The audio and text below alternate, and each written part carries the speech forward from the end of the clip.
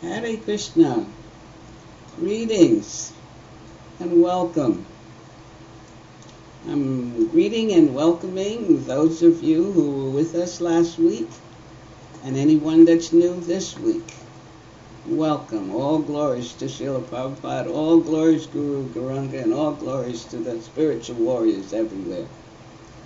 Welcome to the Spiritual Warriorship Seminars, which are based on the spiritual warrior books of His Holiness Bhakti Tirtha Swami. By the way, those books, all of his books, there's 6 spiritual warrior books, and they're all, you can purchase them at Krishna.com store. And I'm excited about another little item this week. For those of you who get the Temple New Raman Reti newsletter, when you see my ad there, you'll see a link for a poster. And this is the poster. And what I understand, for those of you who are on Krishna.com live tonight, is to be a link there that you can press and get this poster that has the 12 qualities of a spiritual warrior for meditation. And this beautiful picture was taken by a god brother of mine in Hawaii when he lived there, Maharatha Das. So I hope you'll get it and begin meditating, and if you have the book, we can kind of move along together. So I'm happy to offer that. Last week, we started this seminar, this particular one. We're starting with Spiritual Warrior 3, Solace for the Heart in Difficult Times. And that's quite, I feel, a timely title. And we're working from Chapter 7, entitled The 12 Qualities of a Spiritual Warrior. I want to give you a few remarks of Bhakti Tirtha Swami before we go into tonight's technology tool. He states that this series of spiritual warrior books are to help us to realize that we're on a battleground. Now, especially those of you who are trying to propagate justice, righteousness, peace, and love, and encourage people for higher consciousness, you're constantly at battle, wherever you are, with sin and illusion, exploitation, and whatever else is going on in this mad, mad world. But he further states that if one declares him or herself engaged in higher consciousness, you have so much to deal with. So it is necessary to have technologies and methods to be victorious. So he states further, we must fortify ourselves with spiritual knowledge and put that knowledge into practice. Then, as spiritual warriors, we're capable of helping others. Because I'm sure those of you who are out there are desiring to help others. But of course, we also know we have to help ourselves. And that's where the first tool that Bhakti Tirtha Swami gave us. Now, I don't know how many new people, of course, for me, I'm also having to adjust to looking into this camera and imagining your smiling, loving, beautiful faces. I like interacting with people. Those of you who know me, and usually at class I can give you eye-to-eye contact. So I'm also having to practice and seeing you eye to eye. So I will be reading from the book and exchanging and endeavoring to give you some eye-to-eye contact. I want to refresh your mind a little for those who were here and who may be new today in this chapter, what we went over last week. A true spiritualist must engage in battle, if only to avoid being consumed by the avalanche of ever-increasing impiety and materialism that is quickly engulfing the world. And I'm sure that's no news to you, so maybe you're all on the edge of your seats. How can I work with that? True spiritualists must engage in battle or be cheated of our spiritual inheritance. Now he also reminds us, it may seem, how is a spiritualist talking, about battle and being on the battlefield, and we should be non-violent. Well, what he's also told us is that for the true spiritual warrior, he strives to master weapons. But those weapons are love, humility, compassion, faith, and self-knowledge. Now those are wonderful qualities.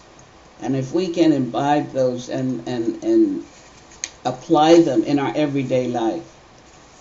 Another statement he made that we went over last week, but I just want to sort of refresh. He said, if you're going to embark on a spiritual mission, especially in this age of quarrel and hypocrisy, you must hone the art of spiritual warrior through sincere study and application. So I'm hoping that whatever you're hearing or reading, you will be able to apply it in your everyday life. One more thing he says I like to share. We must realize that we're in a war-like situation and learn how to protect ourselves. We must know how to improve our resistance and how to combat negative influences, or we will become susceptible to attack. So you're saying, well, okay, stop talking and show me how to do that. Before I go on with the second tool that he offered, those of you that were here last week and were here, the tool that we looked at last week, if you recall, and see, this is where I missed having my audience in front of me. What was it that we spoke on last week? And I know all of you are raising your hand and saying, I know. Well, in case you forgot or in case you're new, we spoke about sense control and mastery of the mind. How is it for you this week with those working with that, or trying to apply that tool or that method or that technology? Did you try any of the points that we brought out? Regulating the mind, checking yourself. Remember, he said we have to go inside and see what our weaknesses are. We have to be careful of check our association, and regulation is important. Did you try it? Any of you? Oh, look at all the hands. Thank you. Wonderful. Did you note any changes? Because when we get a new technique, a new technology, or if we hear something gets to our consciousness, the only way to know if it'll work for us is to try it. In fact, Bhakti Tirtha Swami says here that if you are ready to integrate all your departments of knowledge into one single force for righteousness, then you have heard the call for spiritual warriorship. If you're not yet ready to carry the torch of full-time spiritual warriorship, we wish you success in all your encounters, and know that the tools we are giving will still greatly benefit you. So if you're not quite ready, it's like, at least listen. And then when you're ready, you'll have something to pick up. And if you're ready, we're going to dive right in. So I hope that you were able to get something last week. You were able to put it to use and use it in your life. And I also, if you recall, gave 3 questions. I'm not going to ask you what they were. Not even going to ask you, did you answer them? Because there's no test. with this seminar. Only self-examination and self-start. And I'm going to give some questions for tonight also. But what came to mind, I want to bring up is I'm asking these questions of if you notice change or if you endeavor to apply or put into application any of the points that we brought out with sense control and mastery of the mind. It brings to my mind when I began a process of changing, wanting to change my consciousness many years ago, and started studying metaphysics and also something called science of mind. And again, dealing with the mind and recognizing not to let the mind control you and regulating it. And what happened, I recall, some of my behavior started to change. And people in my environment were starting to say, like, what's going on with you? So I'm telling you this story, so if you're in process of change, trying to change, following these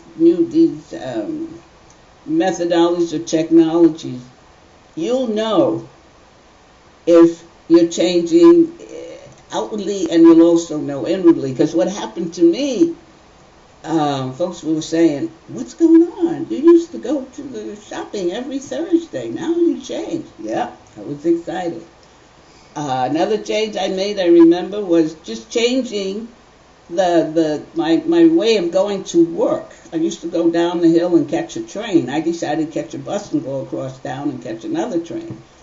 But it's about change, because that mind gets conditioned in a pattern, and it doesn't like change anyway, so the determination. But what was even more interesting, my husband started saying, you're crazy.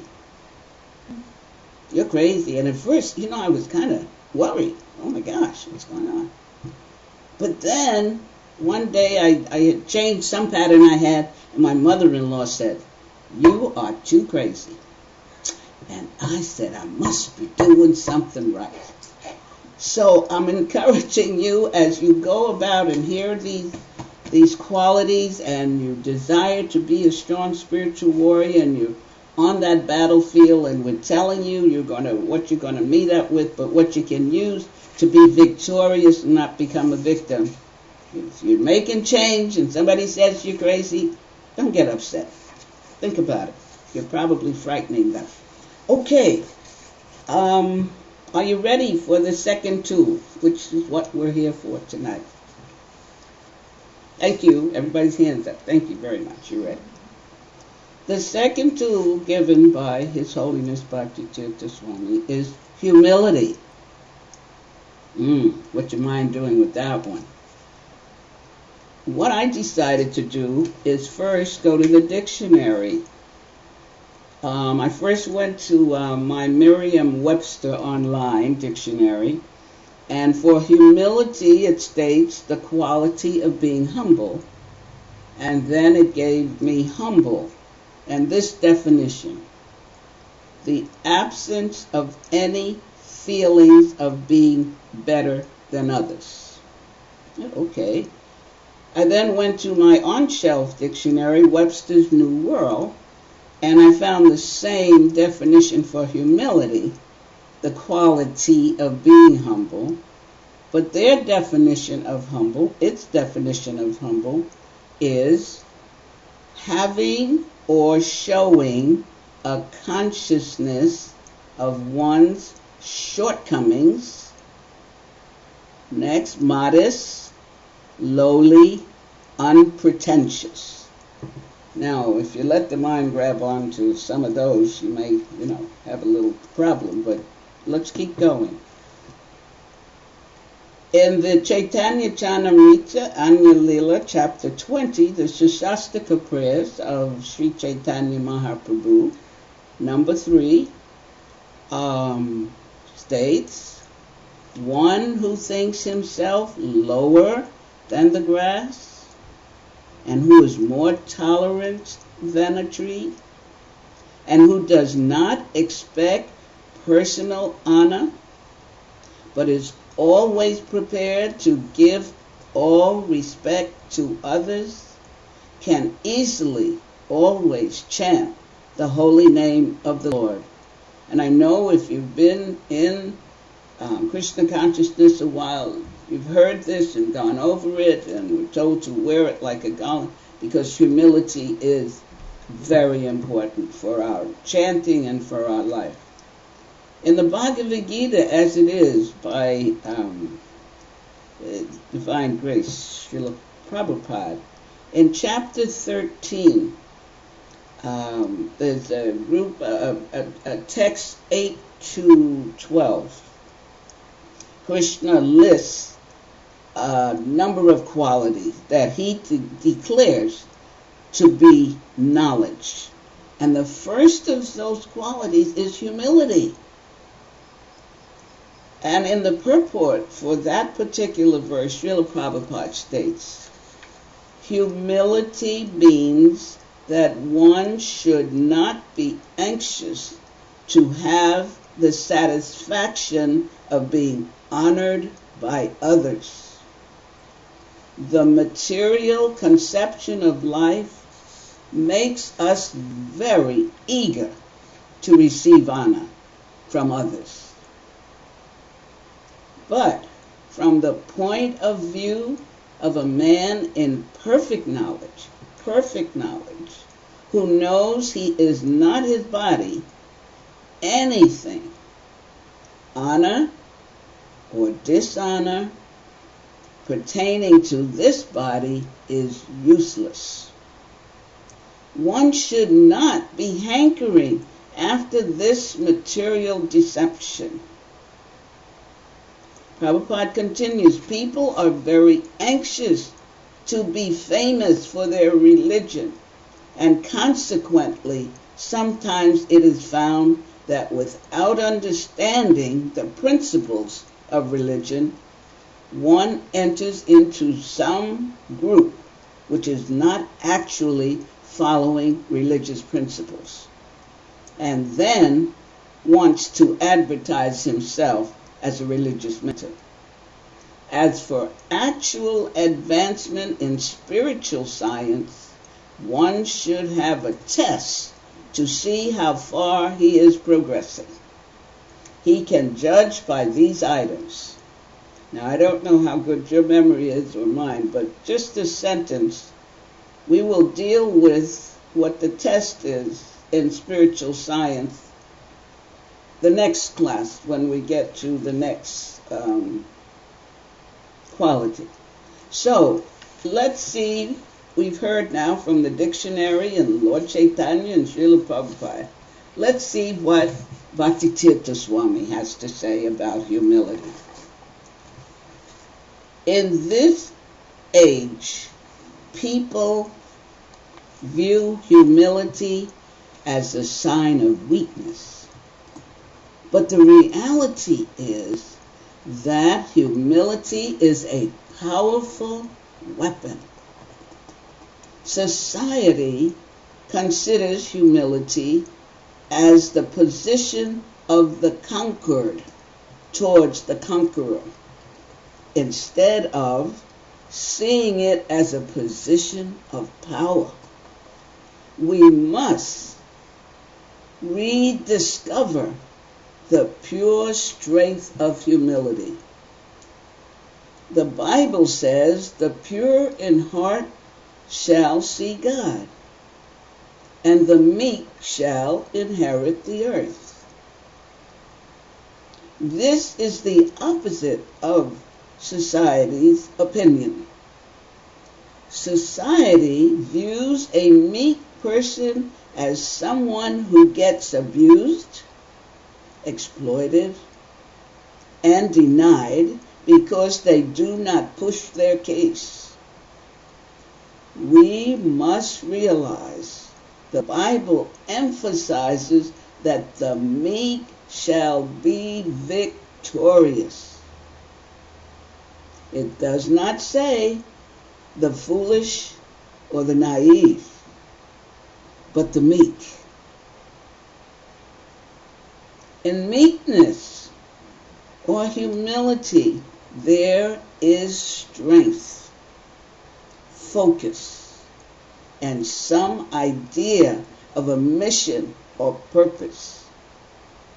We pursue that mission or purpose with determination, without ego, without distraction, and without any confusion or bewilderment.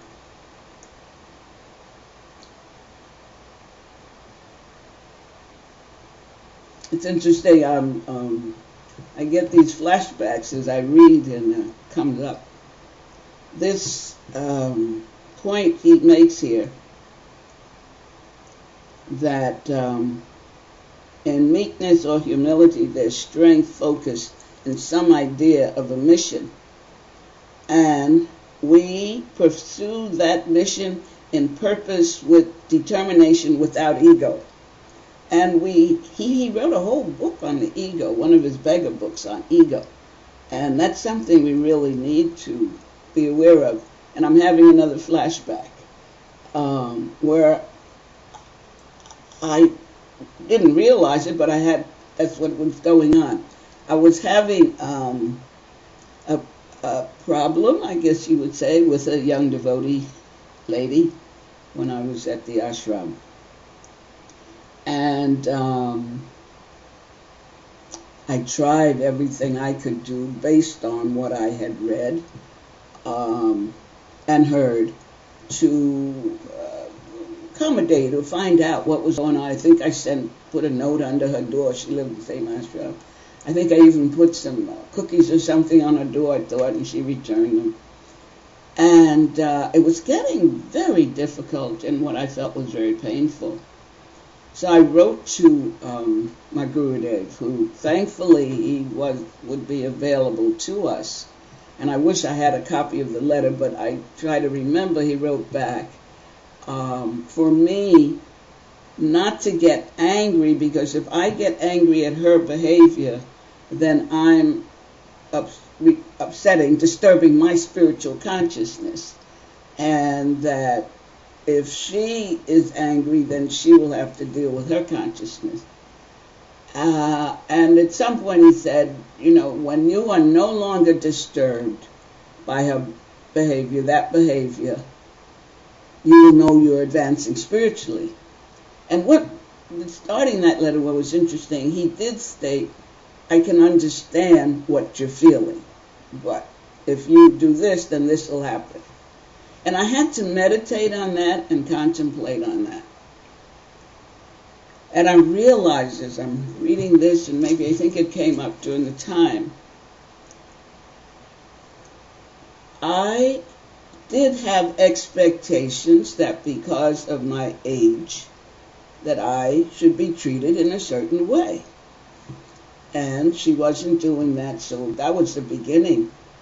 And I felt that, how I grew up, younger people respected older people. But what my realization came in, feeling I was a neophyte in Krishna consciousness, but still trying to grasp it and understand it, because coming in older, I got greedy. I wanted to get as much as I could because I didn't know when I was going to check out of here. That I had to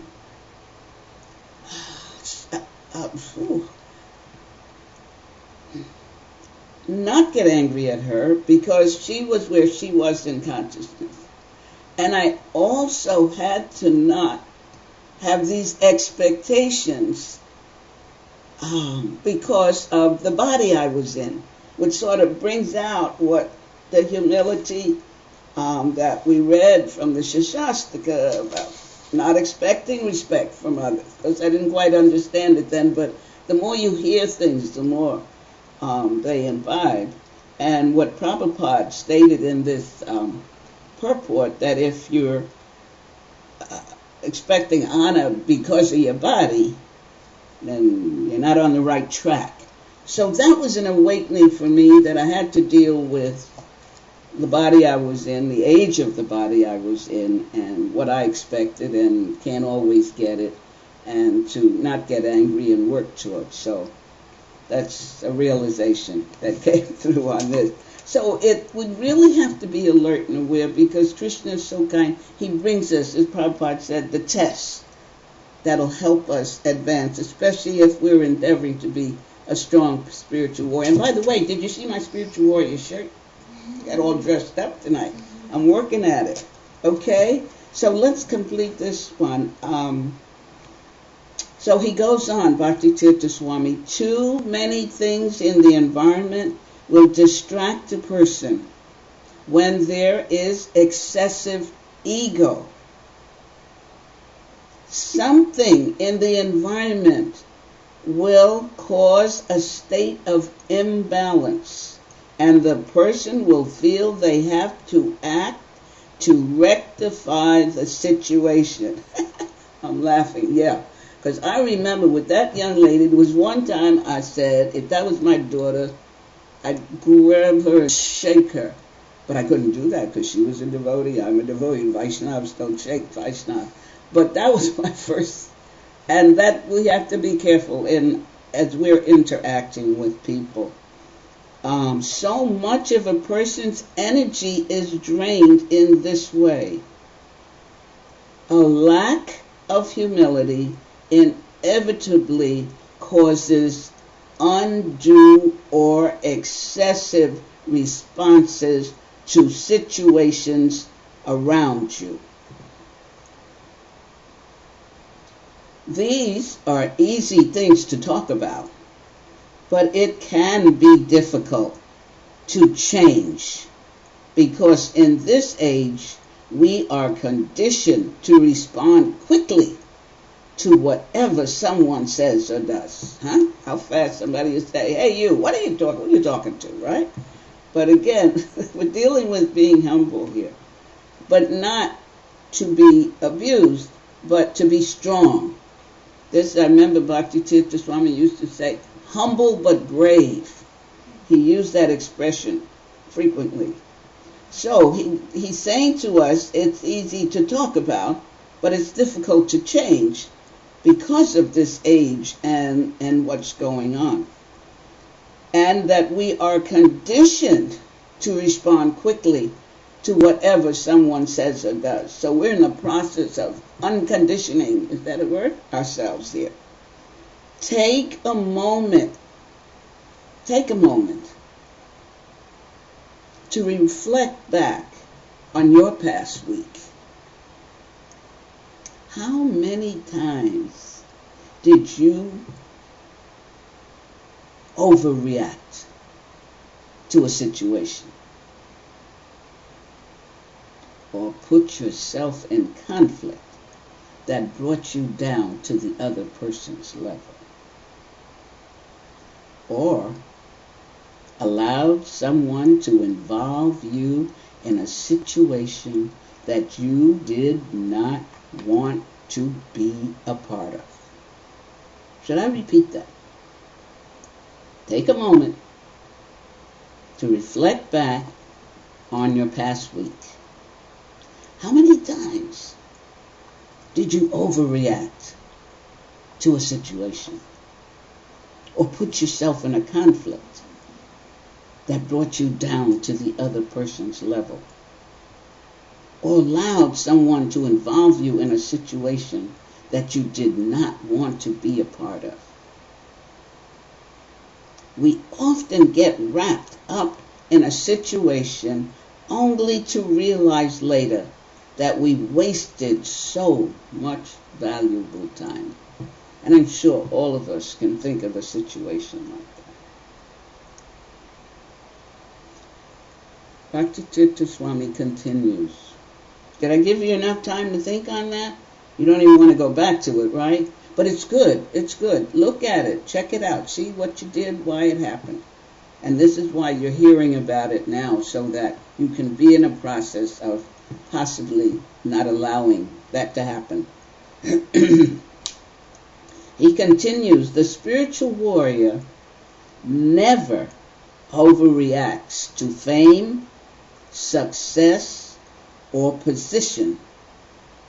For while dealing with the many, he does not overlook the one. He or she is always concerned about each person's highest welfare. And now he goes into his meaning of humility. He states, humility means knowing there is so much we do not know. So much we still need to learn. How does that feel? I tell you, I remember another moment when I had that sense. Sometimes I get these flashbacks, and because I got so many years to flash back, I could probably stay here all night. But I remember, the scene isn't too clear, but I was with a group of people. I don't know if I was traveling. And somehow this feeling came over me that I didn't have to know everything. You know, when you're out there, if you're a student, you feel you got to have all the answers. When the tests come, of course, you need that. Or if you're a parent or a professional, even as a parent, because I think with a parent, I felt I had to be able to answer every question of the children and solve all the problems and all. And I worked and at work and all. But wherever I was, as I say, it's like a fate, but I remember feeling, whatever the discussion was, and I'm even having a faint idea of what that might have been, but it's okay, that I didn't need to know everything. And it was such a relief. And I remember feeling that sense of relief, and if something came up, I didn't have to pretend I knew. I didn't have to scratch my head. My heart didn't have to pump. They're going to think I'm stupid. I just smiled and said, I don't know that. I'm not sure about that. And it made life easier for me. And apparently by this, I was beginning steps towards some humility. Of course, I broke off from that other times. I had to tell them what I knew, but most of the time. He continues, humility means knowing there is a higher part of ourselves and being eager to awaken that part. Because when I read that, I think Bhagavad Gita chapter 2, where Krishna is telling Arjuna about the spirit soul. And of course, all of us, I'm sure, Prabhupada just reminded us that we're not the body. If we're not the body, then who are we? But we have to know this. That's the perfect knowledge that Prabhupada mentioned in that purport. Perfect knowledge is knowing I'm not the body, spirit, soul. I think Bhakti Swami earlier stated for us to remember we're eternal beings. He continues, humility means knowing that we are servants of the Supreme, children of God. Unless we become like the child who's lost and confused and calling out to their father, knowing everything will be fine when Daddy appears, we cannot enter into the kingdom of God. Children are dependent on the fact that their parents are in control of their well-being. This is humility. Humility means recognizing who is doing the controlling and being dependent on that actual controller.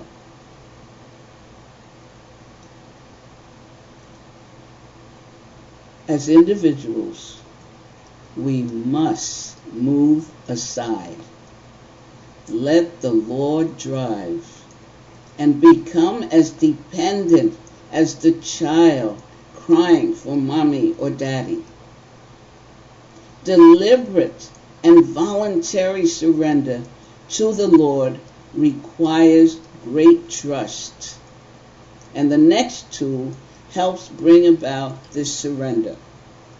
But we're not going to go into that next tool tonight. We'll save that for next week.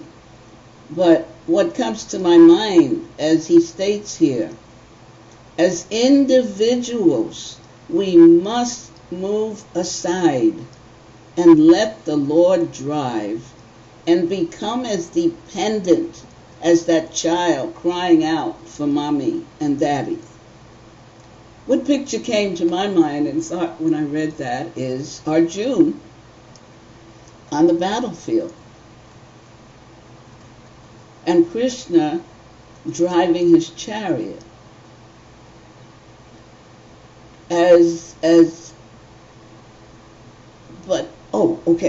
What's coming with that? Being humble, as we've stated before, is powerful. And we have to discover the strength and humility. So there was a battle. There was the battlefield. And Arjuna could not sit and twiddle his thumb because he knew Krishna, who he was, to do the fighting. He had to go on the battlefield. But Krishna drove his chariot, and he depended on him. And we are being reminded here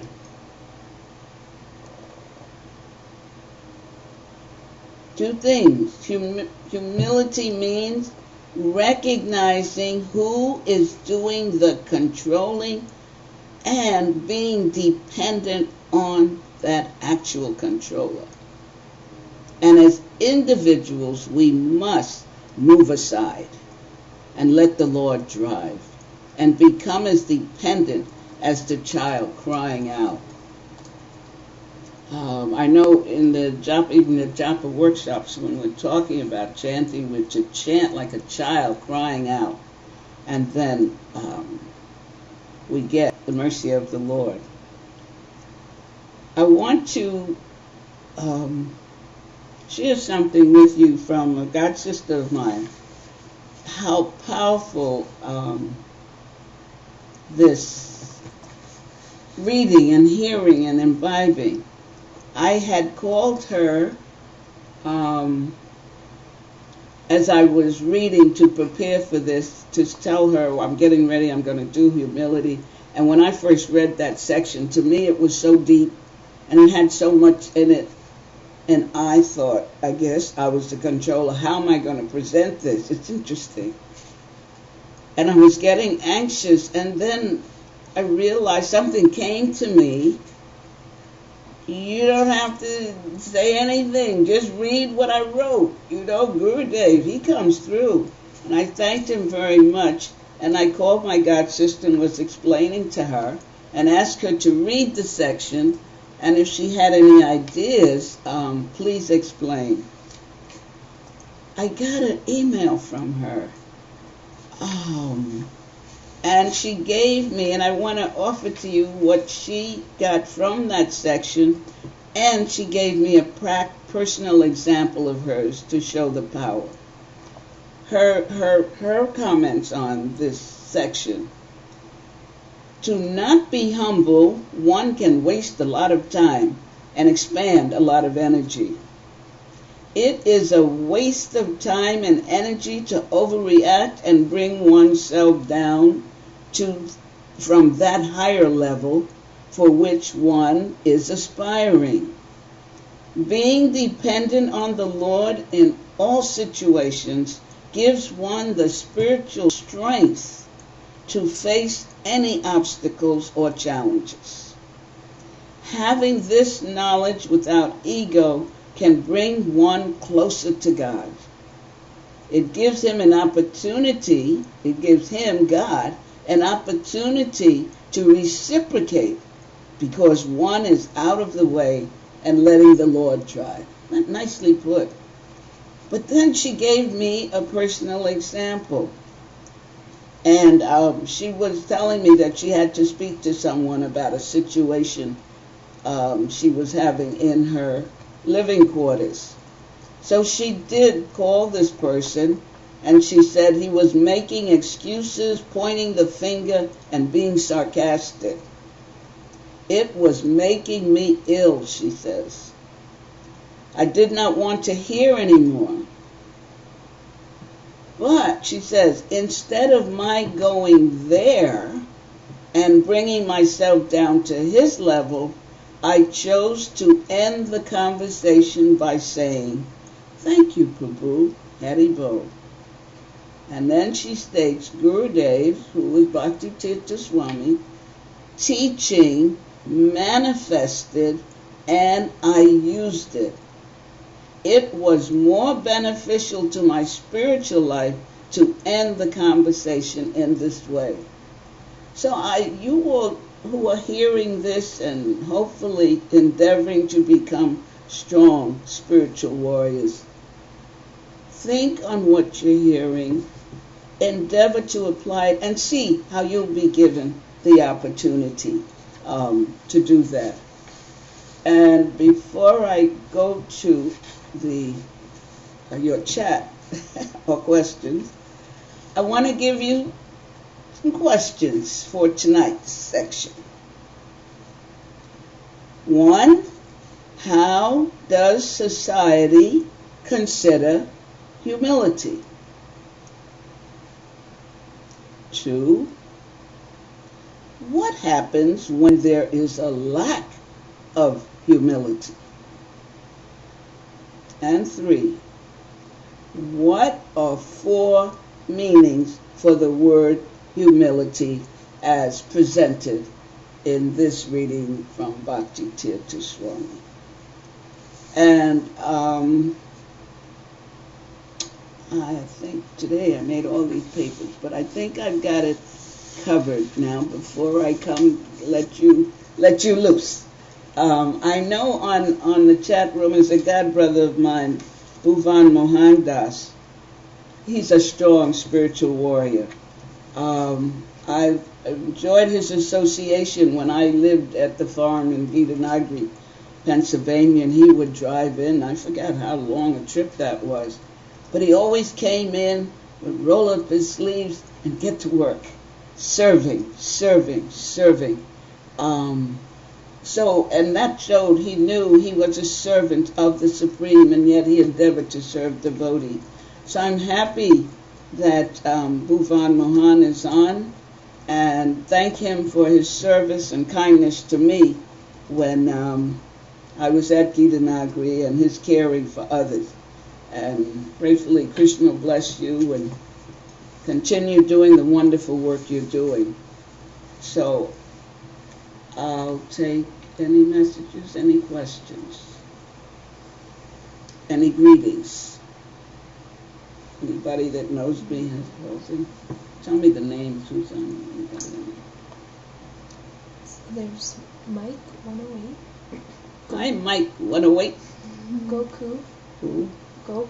Goku. Haribol. Bhuvan Mohan Prabhu. Who? Isn't it Bhuvan? Oh, Bhuvan Mohan. Yeah, Haribol. Rukmini Dwarkadish Dasi. Oh, Rukmini Dwarkadish Dasi. Where are these people? Do they put where they're from? No, just the name? Yeah. No location. Please put your location so I can know who I'm touching, whose eye I'm looking at. Because as I say, I'm used to having the live bodies in front of me, and then I pick on you, so you're fortunate. I can't get you that way. They used to say at Gitanagri, Mother and Johnny, give them the sauce. But I'm getting more humble and milder these days. Any more? Okay. Any, then I think I will, how much do we have more time? 15 minutes. 15 minutes? Mm-hmm. Oh, wow. I talked faster than I thought I would. Mayapur just Huh? Mayapur. She just came on? Oh, and she's got the devotees at her house. Hi, devotees. Hi. Gitanagri devotees. Hare Krishna. Say hey to all from Gitanagri. Oh, bless your hearts. Okay, what I could do is give you a taste of what we'll touch on next week. Okay? All right. Bhakti Tirtha Swami ended this quality of humility stating that the next tool helps bring about this surrender. And the next tool is fearlessness. And I think why I thought I was going to maybe not go into this, because I have to study it and work with it.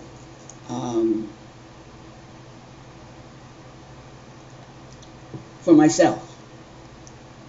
He states the third tool is fearlessness. A spiritual warrior is naturally fearless. What need is there to shuffle our feet when we are backed up by a supreme power? How can we be intimidated when our actual origin is divine? When we realize these things, there are no reasons to hold on to various crutches, because there's no cause for insecurity.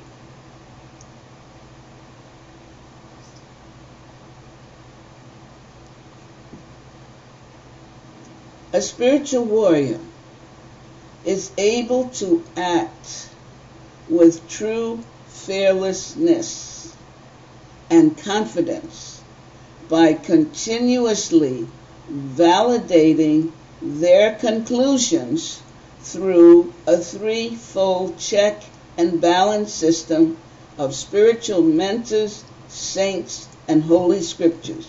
This was what I was referring to when I was reading Srila Prabhupada's statement that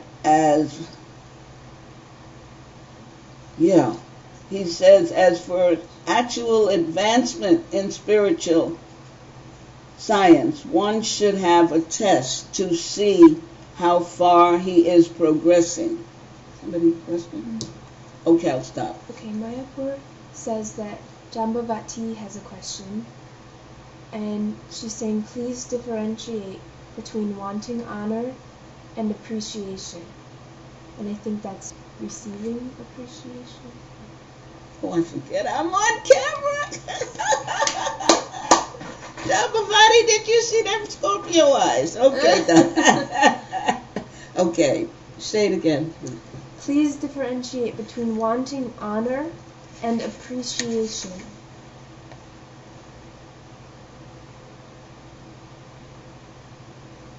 Okay.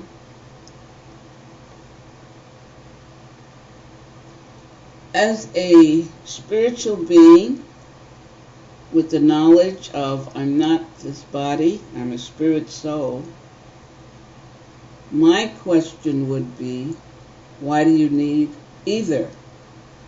But we are, as people used to remind me, we're human. We do have, we are human. We are also human on this material plane. And there is parts of us that want to be appreciated. But if the honor is to walk around proudly, and have some, just make you feel good about yourself, rather than knowing your service or whatever you did was to please the Supreme Lord and Guru. I know our Guru always talked we should appreciate each other. I don't remember him saying we should honor each other. Appreciation is an important thing for us here in this material world to encourage us to keep going. But honor and fame has been stated as, sort of that false ego of wanting to stand out and what comes to mind, think we're God, because that's what we have to be careful of. That's why we're here, because we all were in the spiritual world and we thought we were as important as the Lord, and he said, So I don't know if I'm answering you Jambavati, but what I'm feeling, the difference is, one is for self gratification. Honor me because I've done this. The desire for appreciation is not as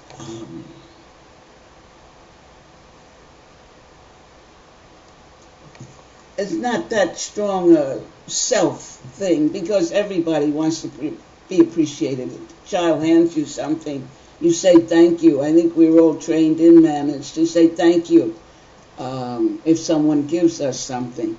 So it's like etiquette, I would say, to appreciate. And if we accept it humbly, again, knowing that we can do nothing without the Supreme Lord's energy in us to do what we're doing, and take it as a humble appreciation, then it doesn't restrict our growth. Then we'll know. But if the honor, again, you want honor to, again, for your self-satisfaction, or to say to others, look at what I did, it's sort of stymieing spiritual growth. I hope that is okay, Jan. Did she reply? No, but Mother Taruni asks, when you have a decision to make, how to stay out of the way and let Krishna come through. Taruni! Oh, bless your heart. When you have a decision to make, how do you... Okay, what counts? If you have a decision to make, and you know what it is, you make it and you do it.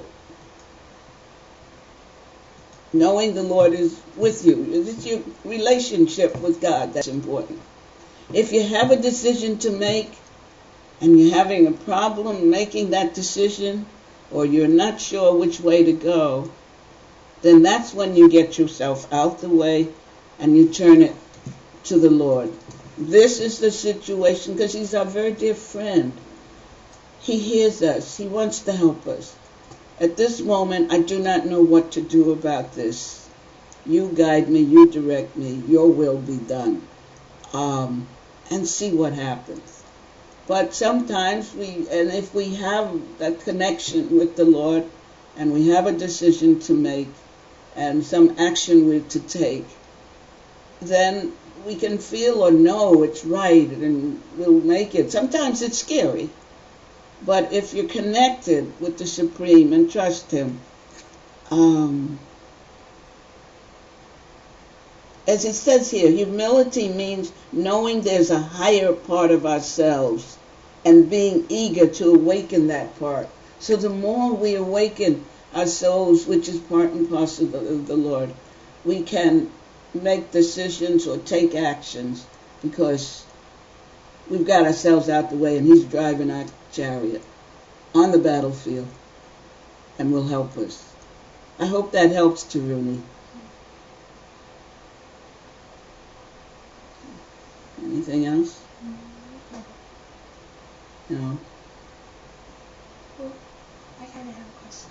Okay. So, Bhakti Tirtha Maharaj spoke of overreacting to situations. Yes. And that we mustn't do that when we're striving for humility. But what about, for the sake of practicing humility, when we might underreact? And then it maybe is artificial.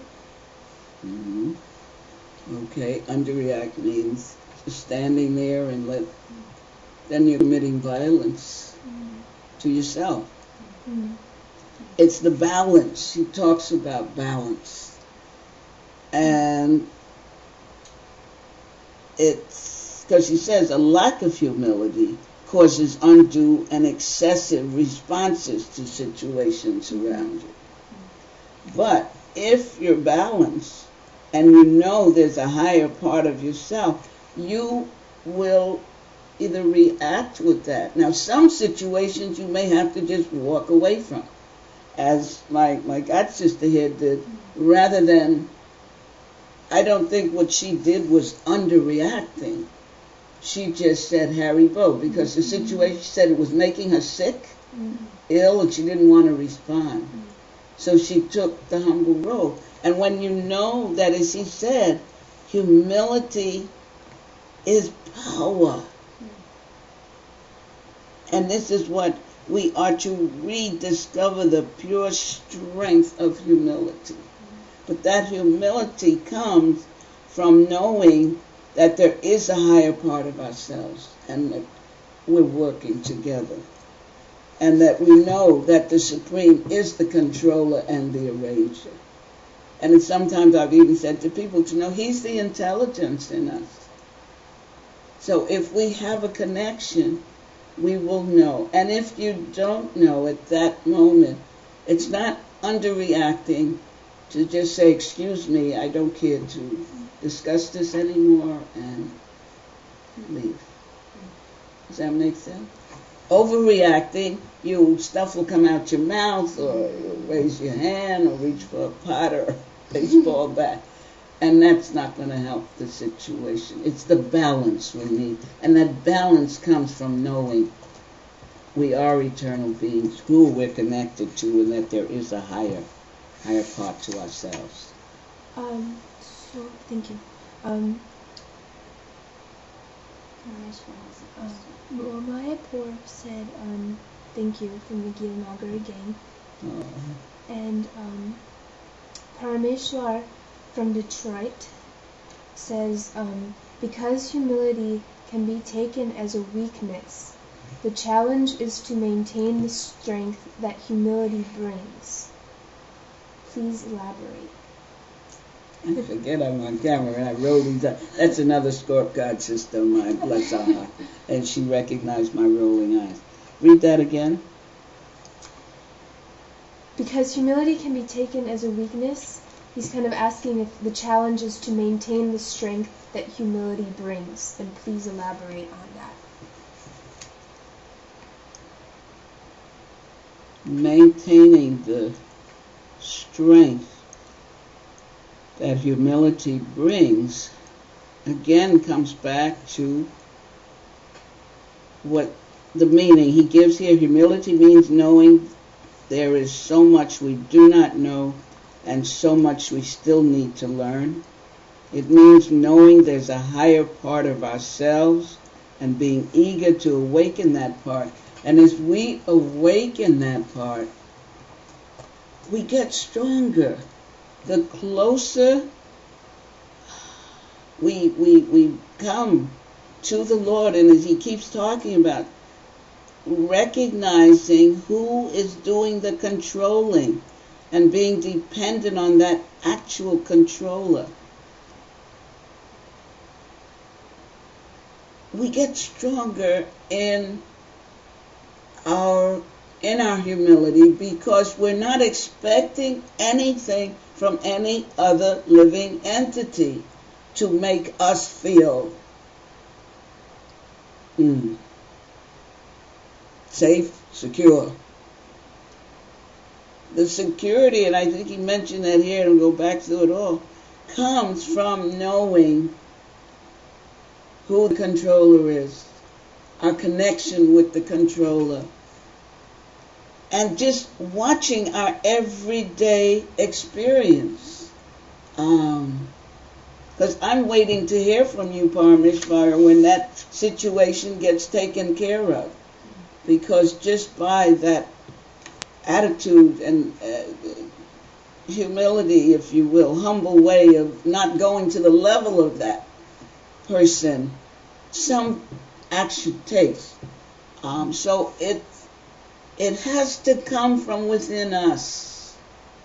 When we talked about the mind, it talks about self-examination and being responsible and being accountable for our true self. And we know that, again, as we connect with the Supreme Controller. And this comes from those of us who are chanting as we chant our rounds and chant the holy name, which is the same as the Lord himself, we get the strength. So as Bhakti Tirtha says, it's difficult. We can talk about it, and it's difficult, it seems difficult to change, because in this age, the conditioning is you got to fight back, you got to react, that whole thing, road rage and this rage and that rage. But, as Prabhupada mentioned, we have perfect knowledge, and we must use it and apply it. And the way to do it is by practice. And we get opportunities every day. But if you're mindful and alert, you can see it coming, you can feel it coming, and then the courage to know that I'm not alone in this. I hope that's thorough enough and complete. And if no more questions? Well, Manu is saying that maybe you'd like to read a little more, because a lot of people are wanting to hear more, and others in the chat room are asking you to continue, and Manu says, please go over time if you wish.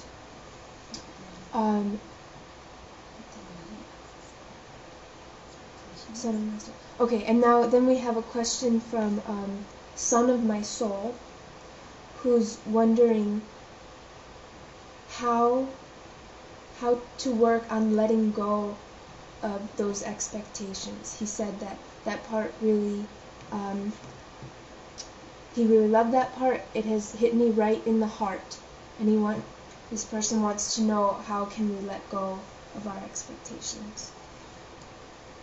Expectations for what? Honor and Of others. of others. Say that again. Expectations From others. Of others. Huh? Okay. Somehow what's going through my head, I had to learn that the hard way. But again, it comes back to this whole phrase of Prabhupada of perfect knowledge being, knowing I'm not the body, I'm a spirit soul. And as I mentioned, Bhagavad Gita chapter 2, spirit soul is described. This is what I say to people. It describes that the spirit soul, what? He says it can't be drowned, it can't be shot, it can't be cut up into pieces, it can't.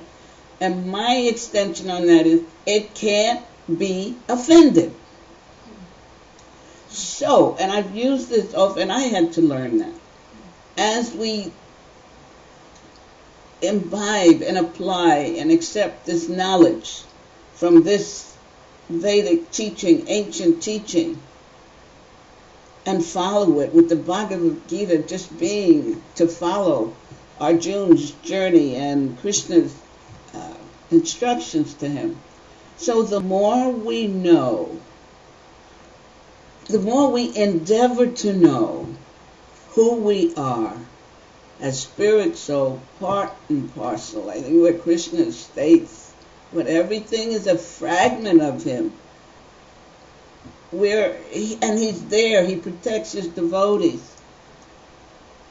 Then we know that we're working out our conditioning, and not everybody else is working out their conditioning. They may be trying, but the effort we put in gives us more knowledge and understanding. So then, I don't expect, part of me would expect, but if I don't get it, it's all right. And that's a good feeling, to realize everybody's at a different state of consciousness. And as Bhakti Tirtha Swami said here about dealing with the mind, we have to self-examine. Why do I feel I need this recognition from this person at this time? Good question. Brings up another memory of dealing with devotees and expectations. And this was when I first came in, starting. I remember I I asked a young lady, a question, said something, and she turned and responded in a way that startled me, because my mind said, what did I say? How did I say it? Why did she do that?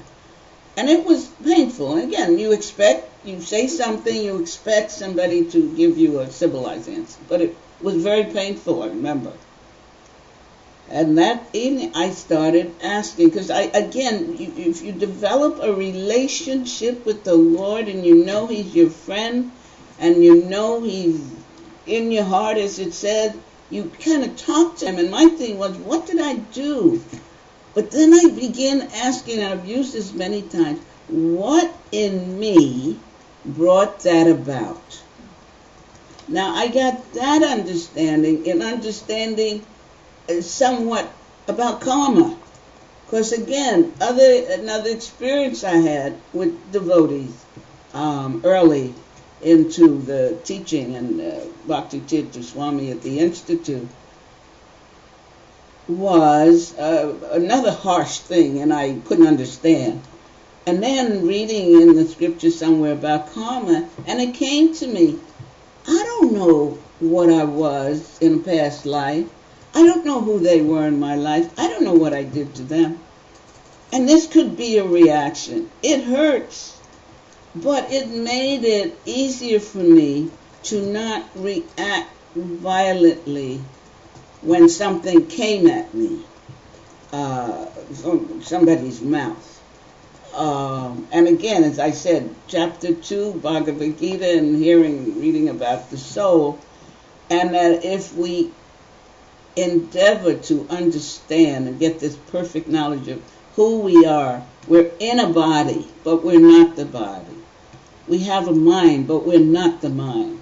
We're spirit, soul, and as I said, it says it can't be drowned, it can't be cut. Then it can't have hurt feeling. So I got to this point of understanding. If I have hurt feeling, then I'm still on the bodily platform. That was my realization. And that helped me.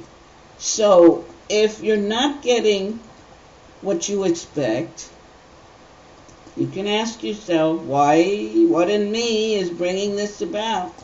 And if you stay quiet a while, you may get an answer, you will get an answer. If that isn't helpful, then you speak to the person. But from a place of compassion, a place of love. We're going to get here somewhere. He's going to go into this love thing. You know, Bhakti Tirtha Swami was all about love. And to express yourself. I was expecting and I didn't, and I'm trying to understand. And this way, sometime communication will help. But we do have to first, rather than point finger, is to look at ourselves and wonder, why do I need this? Why do I have to have this? Back to the whole thing about honor. And when we can reach that level of consciousness of who we really are, and as the servant of the servant. I hope that was helpful.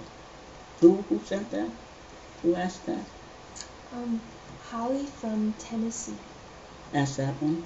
Oh, Holly from Tennessee. Oh, nice. There's How'd it go, Holly? There's Bhakti and Carol from Dallas. There's someone from Wichita named Natasha. Wichita? Mm-hmm. Oh, Kansas. Howdy, Bo. Libby from California. Who? Libby. From California? Hi, Debbie. All right. I'd like to know where you're from because, wow, it's exciting. Okay. Any more questions? Somebody said read a little more. What time is it? 8:09.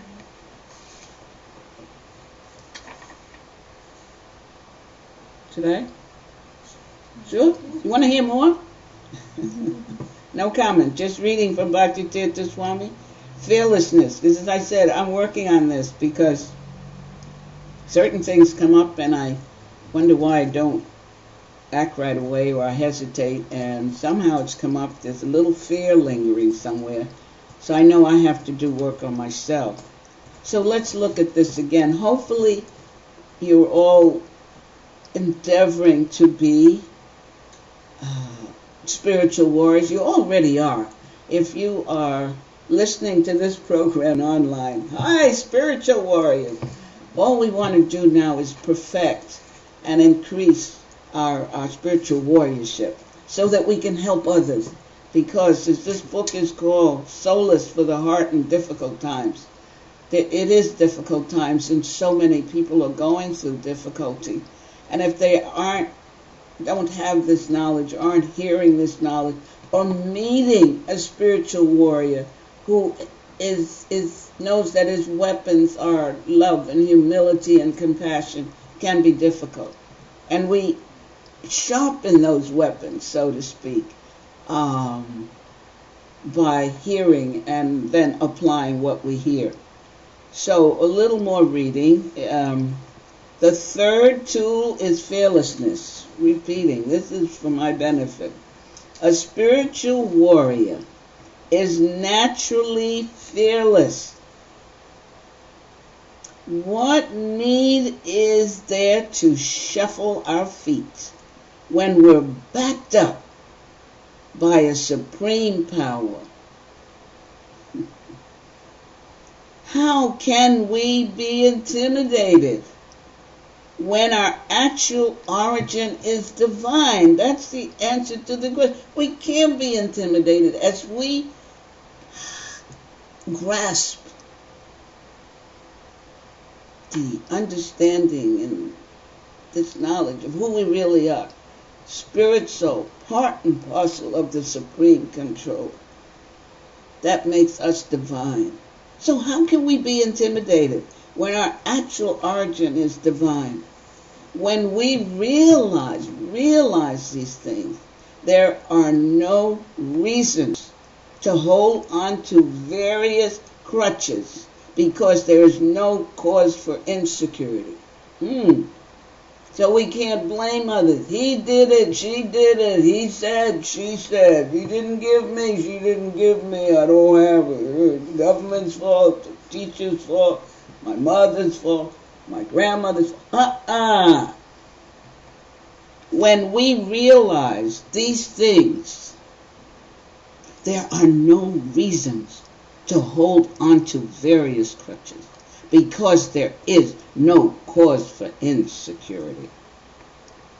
A spiritual warrior is able to act with true fearlessness and confidence by continuously validating their conclusions through a threefold check and balance system of spiritual mentors, saints, and holy scriptures. With this system, there is no ambiguity or confusion. There is confidence that the spiritual program we have chosen is valid, because we can verify the words of our teachers and prophets with the ancient scriptures. And our present-day teachers can help us to protect and accurately convey the original message. You tell me, what other practice or religion or faith can you question the mentor?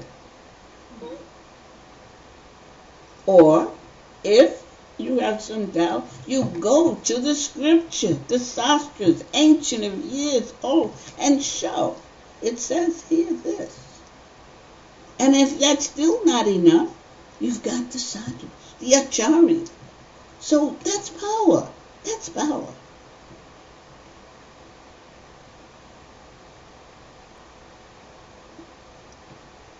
When something is not fully in accord with this system, the spiritual warrior will then look to ascertain the nature of the distortion or deviation, knowing this is to be a sign of some adverse infiltration. We expect precision in material affairs. So there is no reason to not expect the same level of precision in spirituality. See, we kind of get confused. Again, I go back to Bhagavad Gita with Krishna says to Arjuna when he's ready, to throw down his weapon. I won't fight. I can't go out there and do it. He says, you don't know the difference between the material and the spiritual. But we must, if we're on the spiritual path, we must look for the precision in our spiritual life. And we have the saints, the sastras, the sadhus there. And us getting together, this is why Prabhupada says association of devotees, hearing and chanting. So there's really no reason not to get deeper and get that connection. When someone has pneumonia, he says, or hepatitis, for instance, there are certain distinct symptoms that will enable the doctor to make a diagnosis. A good doctor can evaluate your symptoms and let you know exactly what you're suffering from, what your status is, and what the cure will be. In the material world, we often reserve strict security for only material subjects and base our spiritual conclusions on things like sentiment, feelings, and emotion. Choosing our spiritual path based on how it pleases our senses or how much we like the way the choir sings may lead us to a big letdown if we do not receive the necessary knowledge to get us back to the spiritual world.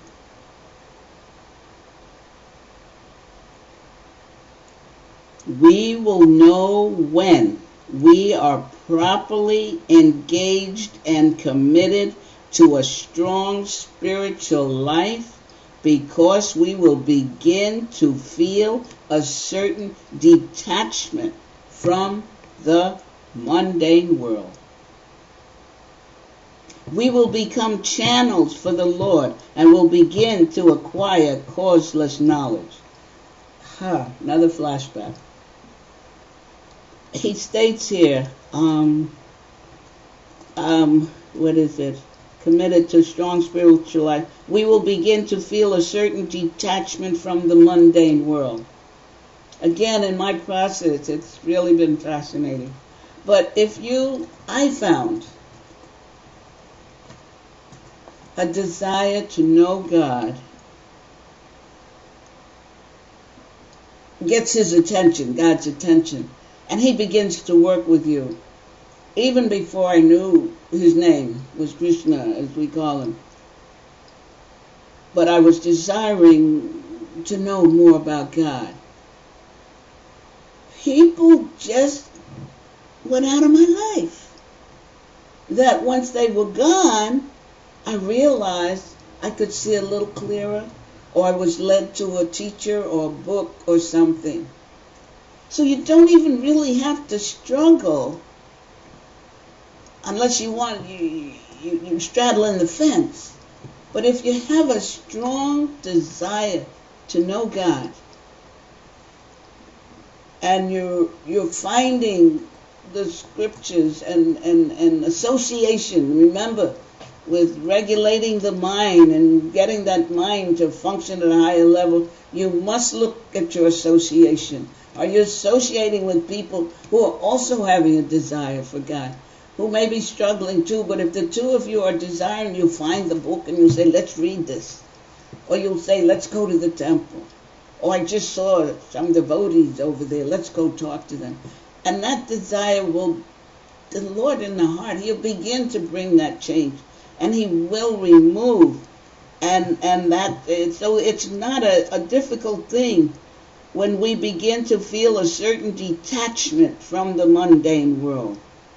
He states further, we will become channels for the Lord and will begin to acquire causeless knowledge. we will have nothing to fear, because the Lord will actually begin to express himself through us. We will then be a puppet for the Lord and will reap all the rewards, thrills, and benefits of being an instrument of the Supreme Lord will. And that includes, if you're to get honor and the Lord wants you to get honor, you're going to get it. And not just to please yourself, because he wants you to get it and he'll set up the right situation. And if you have the knowledge, you'll know it's coming because it was his will and he wanted it to happen. And then you don't say, well, I got it. You'll say, thank you, Lord. It's a difference.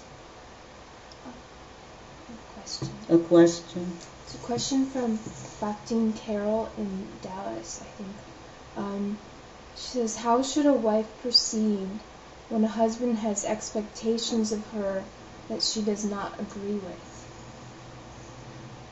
How should a wife proceed with a husband who has expectations of her? When a husband. I would proceed to a counselor and talk about it, discuss it openly, honestly, and truthfully.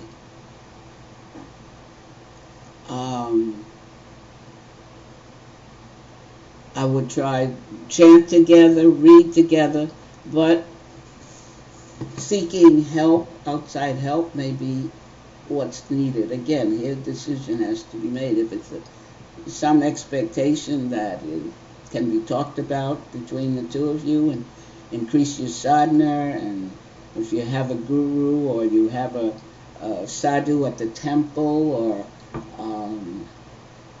when you can sit down and talk. But if it doesn't seem to work, I would suggest you then get professional help. I hope that helps. But you got to have Krishna in the center. Both of you may be going in separate ways, have different expectations, but if you come together and chant together and pray and go to the temple together and begin to find out who you're connected to. But as I say, if that doesn't seem to work, then get professional help. And there may be some things that you have to really look at and adjust, and then. But try keeping your sadhana up, whatever you do, whatever expectations he had. You keep that chanting going. My advice, I mean. When you talk to me about marriage now, at this age, I'm fine prost, don't you know? How can anything else?